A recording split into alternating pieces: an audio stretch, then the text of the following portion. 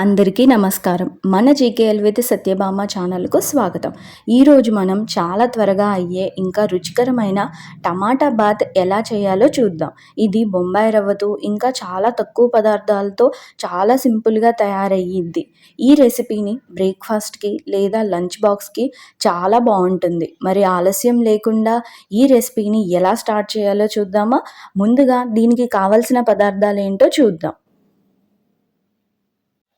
ఒక ఉల్లిగడ్డ, 6-8 పచ్చిమిర్చి, 2 టమాటో, ఒక క్యారెట్, 3-4 టేబుల్ స్పూన్ పల్లీలు, ఒక గ్లాసుడు బొంబాయి రవ్వ, 1/2 టేబుల్ స్పూన్ పసుపు, 1 స్పూన్ సాల్ట్, 2 టేబుల్ స్పూన్ ఆవాలు జీలకర్ర, 2 టేబుల్ స్పూన్ శనగపప్పు.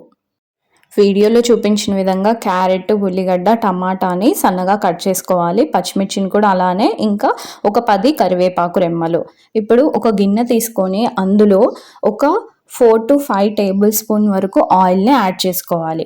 ఆయిల్ కొంచెం హీట్ అయిన తర్వాత మనం ఏదైతే పల్లీలు అనుకున్నామో 3 to 4 టేబుల్ స్పూన్ పల్లీలను కూడా యాడ్ చేయాలి. ఒకసారి అవి సగం మగ్గిన తర్వాత మనం ఏదైతే ఆవాలు, జీలకర్ర, శనగపప్పు ఉందో వాటిని అప్పుడు యాడ్ చేసేసుకోవాలి. ఇదో చూసారు కదా వీడియోలో, ఇవి సగం మగ్గిపోయాయి. ఈ టైంలోనే మనం ఏం చేయాలి, జీలకర్ర, ఆవాలు, శనగపప్పు వేసి వేయించుకోవాలి.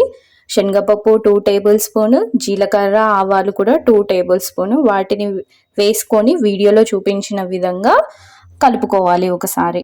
ఇవి వేగేలోపు మనం దీని యొక్క బెనిఫిట్స్ ఏంటో చూద్దామా. టమాటాలో vitamin C and antioxidants చాలా ఎక్కువగా ఉంటాయి. ఇవి మన ఇమ్యూనిటీని బూస్ట్ చేయడానికి కూడా చాలా హెల్ప్ చేస్తాయి. ఇంకా బొంబాయి రవ్వ లైట్ అండ్ ఈజీగా డైజెస్ట్ అవ్వడం వల్ల బ్రేక్ఫాస్ట్కి అనేది చాలా గుడ్ ఆప్షన్. ఇంకా ఇది క్విక్గా ఎనర్జీని కూడా ఇస్తుంది. ఇంకా స్టమక్కి హెవీగా కూడా అనిపించదు మనకి. చూసారు కదా, మొత్తం వేగిపోయాయి. ఇదే టైంలో మనం కరివేపాకుని, పచ్చిమిర్చిని కూడా యాడ్ చేసుకొని ఒకసారి మొత్తం కలుపుకోవాలి.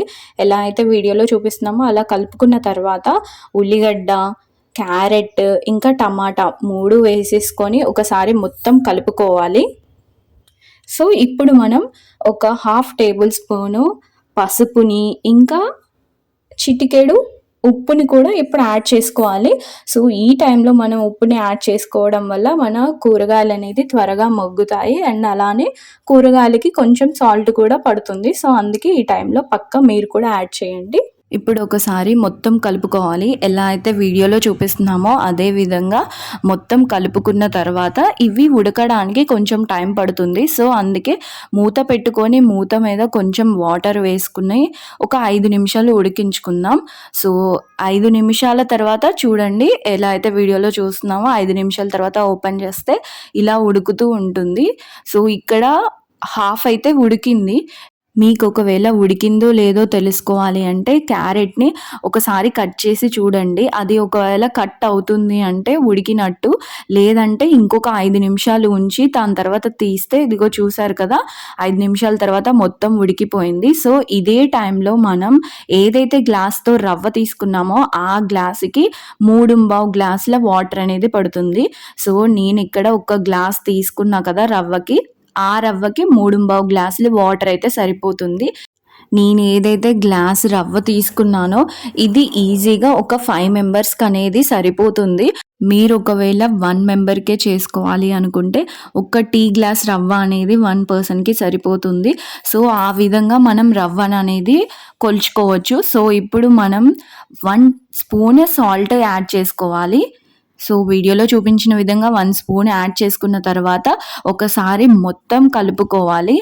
ఎలా అయితే వీడియోలో చూపిస్తున్నామో అలా మొత్తం కలుపుకున్న తర్వాత ఈ టైంలోనే మనం ఫ్లేమ్ని అనేది కొంచెం హైలో పెట్టుకోవాలి.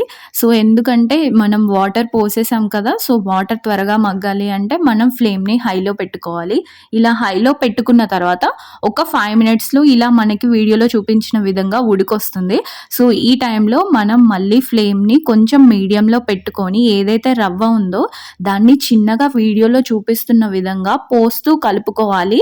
ఒకేసారి కనుక రవ్వని పోసామనుకోండి మొత్తం ఉండలు కడుతుంది. సో ఎలా అయితే వీడియోలో చూపిస్తున్నామో అలా రవ్వని పోస్తూ కలుపుతూ ఉండాలి, లేదంటే ఉండలు కడుతుంది.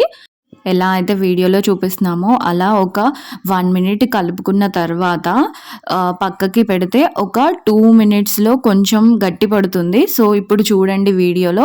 సో, గట్టి పడిపోయింది రవ్వ అనేది. మన 2 మినిట్స్‌లోనే మనకి అయిపోతది.